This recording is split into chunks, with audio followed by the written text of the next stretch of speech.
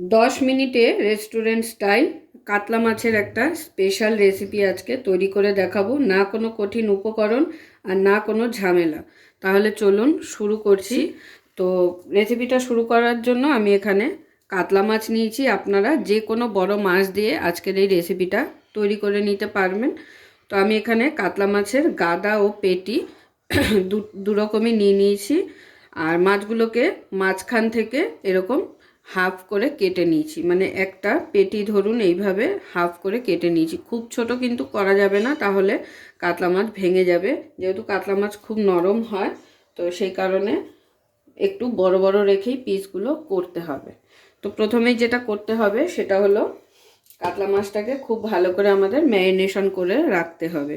তো ম্যারিনেশনের জন্য লাগছে হাফ লেবু, পাতি লেবু। প্রথমে দিয়ে দিচ্ছি পাতি লেবুর রসটা।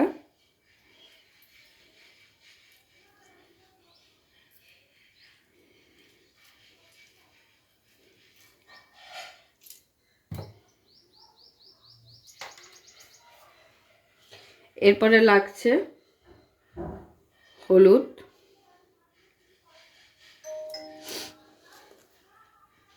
নুন পরিমাণ মতো। আপনারা যতটা মাছ রান্না করবেন মনে করবেন সেই পরিমাণ অনুযায়ী কিন্তু মশলাগুলো দিয়ে দিতে হবে। দিয়ে দিচ্ছি সামান্য একটু কাশ্মীরি লঙ্কা গুঁড়ো,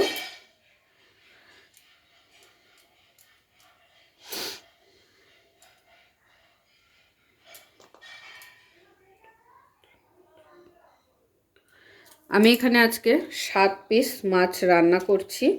আপনারা চাইলে কোয়ান্টিটি বাড়িয়েও নিতে পারেন বা কমিয়েও নিতে পারেন। এবারে মাছগুলোকে খুব ভালো করে মাখিয়ে রেখে দিতে হবে আমাদের প্রায় 5 থেকে 10 মিনিটের জন্য। এই রান্নাটা খেতে কিন্তু অসাধারণ লাগে। আর এই রান্নাটা কিন্তু একদম ড্রাইভাবে হবে, কোনো ঝোল বা মাখা মাখা হবে না। প্রতিদিনের একঘেয়েমি ঝোল খেতে খেতে যারা বোর হয়ে গেছো তারা অবশ্যই একবার ট্রাই করবে এই রেসিপিটা। খেতে কিন্তু অসাধারণ হয়। আবার অনেকে আছে কাতলা মাছ খেতেও চায় না, তো এই রেসিপিটা যদি একবার ট্রাই করো তো বারবার কিন্তু খেতে ইচ্ছা করবে। তো ম্যারিনেশন করা হয়ে গেছে, এবারে আমি মাছটাকে রেখে দেবো 10 মিনিটের জন্য।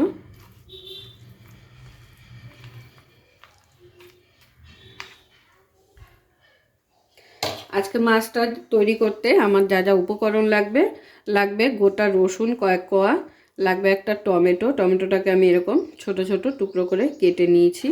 আর লাগছে পেঁয়াজ কুচি, এখানে আমি মাছের কোয়ান্টিটি অনুযায়ী 3টে পেঁয়াজ কুচিয়ে নিয়েছি।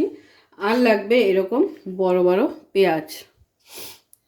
এইভাবে একটা পেঁয়াজকে 4 ফালি করে আমি পেঁয়াজের খোলাগুলোকে ছাড়িয়ে নিয়েছি।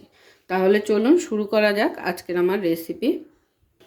তো প্রায় 10 মিনিট হয়ে গেছে, আমি মাছগুলোকে ম্যারিনেশন করে রেখে দিয়েছিলাম। এবারে আমি মাছগুলোকে প্রথমে ভেজে নেব। তো মাছগুলো ভেজে নেওয়ার জন্য আমি এখানে একটি কড়াই বসিয়ে দিয়েছি। কড়াইতে দিয়ে দিচ্ছি সর্ষের তেল। রান্নাটা অবশ্যই সর্ষের তেলে করবেন।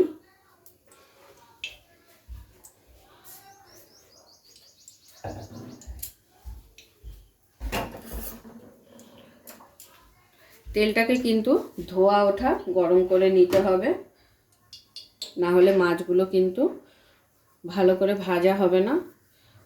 যখন দেখবেন তেলটা খুব সুন্দর ধোয়া ওঠা গরম হয়ে গেছে, তখন এক এক করে মাছগুলোকে দিয়ে ভেজে নিতে হবে।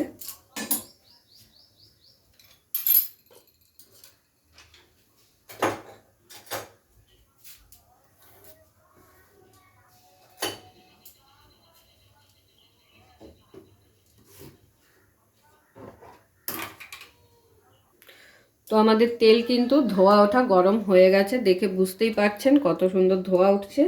এবারে আমি এক এক করে মাছগুলোকে দিয়ে ভেজে নেব।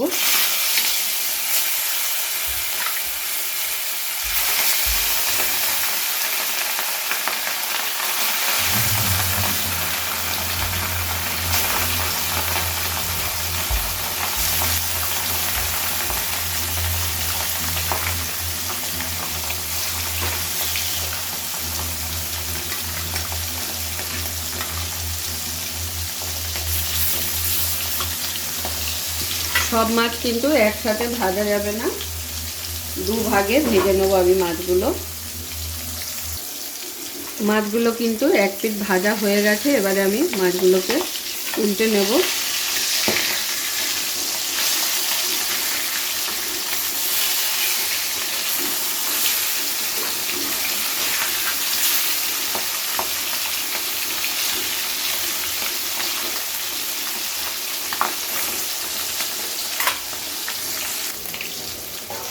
তো দেখুন উল্টে পাল্টে মাছগুলো কিন্তু আমার ভেজে নেওয়া হয়ে গেছে। এবার আমি একটি পাত্রে মাছগুলোকে এক এক করে তুলে নেব। তাহলে আমার সমস্ত মাছ কিন্তু ভেজে নেওয়া হয়ে গেল। এবারে আমি মাছগুলোকে তুলে নেব।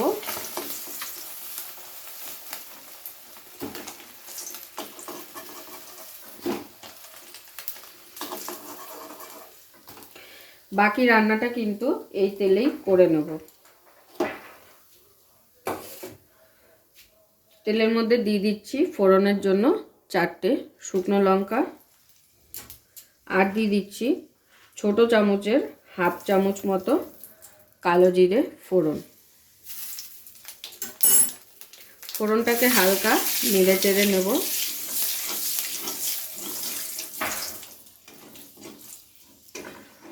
ফোড়নটাকে হালকা নেড়ে চেড়ে নেওয়ার পরে এখানে অ্যাড করে দেব পেঁয়াজ কুচি।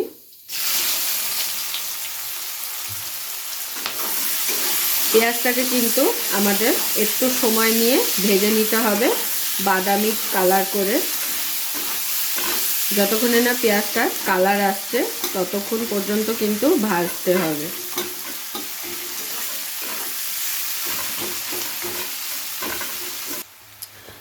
পেঁয়াজটা কিন্তু আমার ভেজে নেওয়া হয়ে গেছে।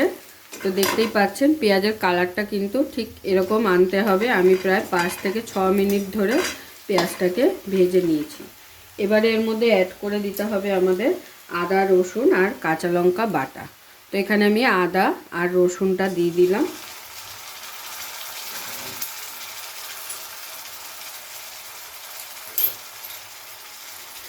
আর ঝাল আপনারা নিজেদের টেস্ট বুঝে ইউজ করবেন। আমি এখানে কাঁচা লঙ্কা বাটা প্রায় 1.5 চামচ মতো দিয়ে দিলাম। যেই পরিমাণে ঝাল খেতে পছন্দ করেন সেই বুঝেই কিন্তু ঝালটা দেবেন। এবারে এই আদা, রসুন আর কাঁচা লঙ্কা বাটাটাকে খুব ভালো করে পেঁয়াজের সাথে আরও একবার কষিয়ে নিতে হবে।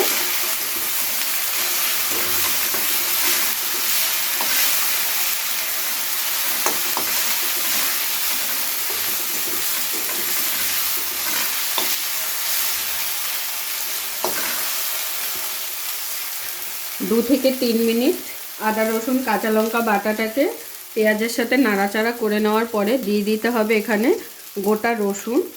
আর রসুনটা কিন্তু তেলের মধ্যে দেওয়া যাবে না, তাহলে রসুনের কালার খুব তাড়াতাড়ি ধরে যায়। তো রসুনটা পরে দিলেই ভালো হবে, যেহেতু এই রান্নাটা একটু সময় নিয়ে করতে হবে। তো ততক্ষণে রসুনটা কিন্তু খুব ভালোভাবে আপনাদের সেদ্ধ হয়ে যাবে।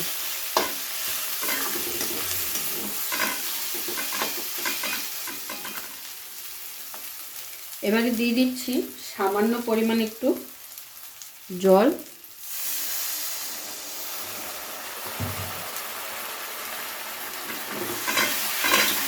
যাতে মশলা কড়াইয়ের গায়ে লেগে না যায়, তো সেই জন্য সামান্য একটু জল দিয়ে দিলাম।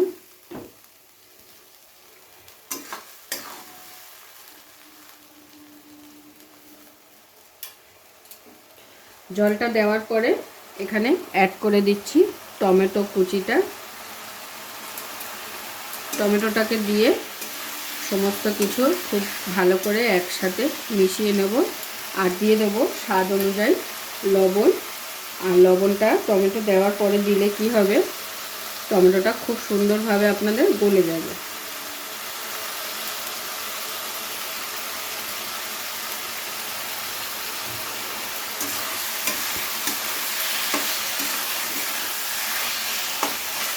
এবারে খুব ভালো করে টমেটো গলা অবধি কষিয়ে নিতে হবে। তো দেখুন বেশ 5 থেকে 10 মিনিট সময় নিয়ে আমি খুব ভালো করে টমেটোটাকে সিদ্ধ করে নিয়েছি। এরপরে এইভাবে খুন্তি দিয়ে একটু পিটিয়ে টমেটোগুলোকে গালিয়ে নেব। এবারে এখানে কিছু গুঁড়ো মশলা অ্যাড করব। তো নুন তো আমি অলরেডি দিয়েছি, এবারে দিয়ে দিচ্ছি পরিমাণ মতো হলুদ গুঁড়ো,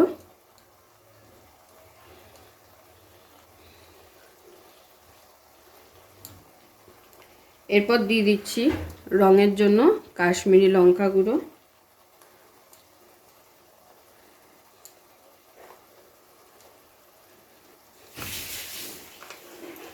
দিয়ে দেবো সামান্য একটু ধনে গুঁড়ো, ছোটো চামচের 1 চামচ মতো, খুব বেশি না। আর দিয়ে দেবো একটু ভাজা জিরের গুঁড়ো। এটা কিন্তু কাঁচা জিরের গুঁড়ো না, এটা ভাজা জিরের গুঁড়ো। আবারও বলছি, ভাজা জিরের গুঁড়ো। তো এবারে সমস্ত মশলাকে খুব ভালো করে কষিয়ে নেব। যতক্ষণে না মশলার গা থেকে তেল ছাড়তে শুরু করছে ততক্ষণ কিন্তু খুব ভালো করে কষিয়ে নিতে হবে। তো দেখুন মশলার গা থেকে কিন্তু তেল ছাড়তে শুরু করেছে। তো এই স্টেপে দিয়ে দিতে হবে আমাদের ভেজে রাখা মাছগুলো। মাছগুলো দিয়ে খুব হালকা হাতে কিন্তু মশলার সাথে মেশাতে হবে, যাতে মাছগুলো ভেঙে না যায়, সেদিকটাও খেয়াল রাখতে হবে। যেহেতু কাতলা মাছ খুবই নরম হয়, তো হালকা হাতে কিন্তু নাড়তে হবে।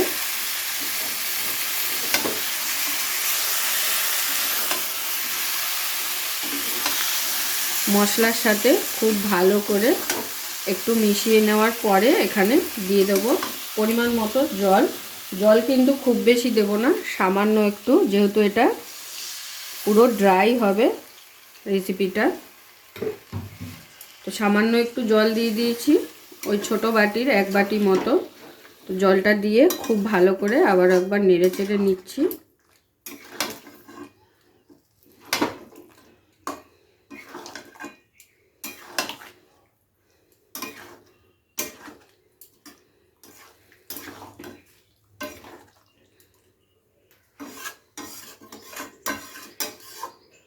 জলটা দিয়ে খুব ভালো করে মিশিয়ে নেওয়ার পরে ঢাকনা চাপা দিয়ে 2 থেকে 3 মিনিট রান্নাটা করে নেব।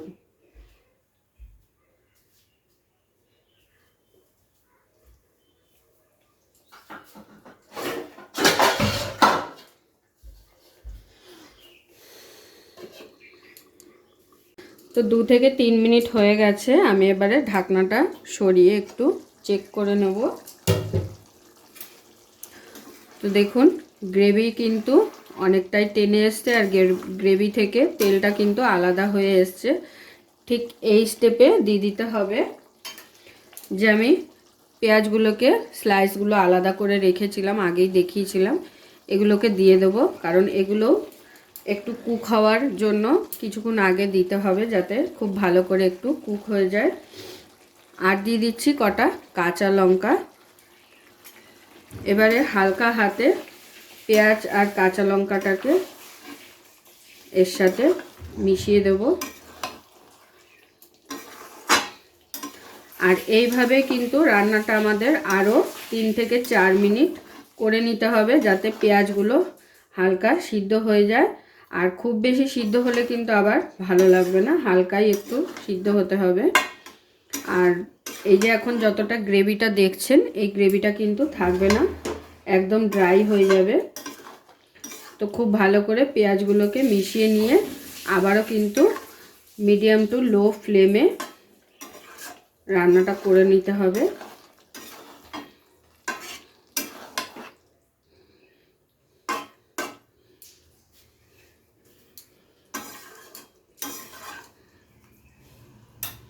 তো আবার আমি ঢাকনা চাপা দিয়ে দিলাম। তো 2 থেকে 3 মিনিট হয়ে গেছে, আমি আবার একবার চেক করে নেব।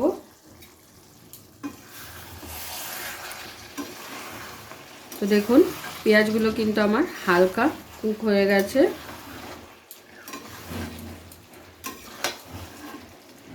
তো গ্রেভিটা কিন্তু আর একটু আমাদের টানিয়ে নিতে হবে, যেহেতু এই রান্নাটা ড্রাই খেতেই ভালো লাগে, ঝোল থাকলে কিন্তু ভালো লাগবে না একদমই। আর একটু শুকিয়ে নিলে গরম ভাতের সাথে খেতে কিন্তু অসাধারণ লাগে। আজকের আমার এই রেসিপি আপনাদের কেমন লাগলো অবশ্যই কমেন্ট করে জানাবেন। আর যদি ভালো লেগে থাকে তাহলে লাইক কমেন্ট শেয়ার করতে কিন্তু ভুলবেন না।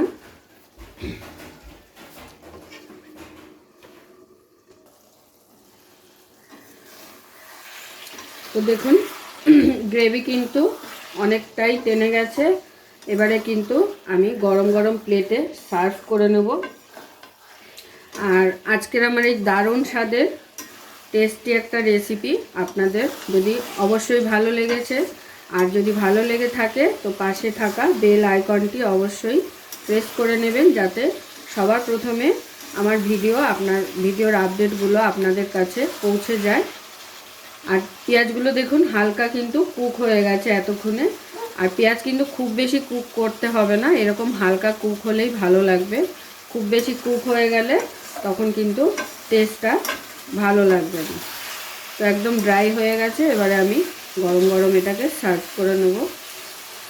পুরো ভিডিওটা দেখার জন্য সকলকে অসংখ্য ধন্যবাদ। এরকম আরও নিত্য নতুন ভিডিও দেখার জন্য চ্যানেলটি অবশ্যই সাবস্ক্রাইব করে নেবেন, আর পাশে থাকা বেল আইকনটি প্রেস করে নেবেন নতুন রেসিপির আপডেট পাওয়ার জন্য। তো সবাই ভালো থাকবেন, সুস্থ থাকবেন। আবারও দেখা হচ্ছে আপনাদের সাথে নতুন একটি রেসিপি নিয়ে।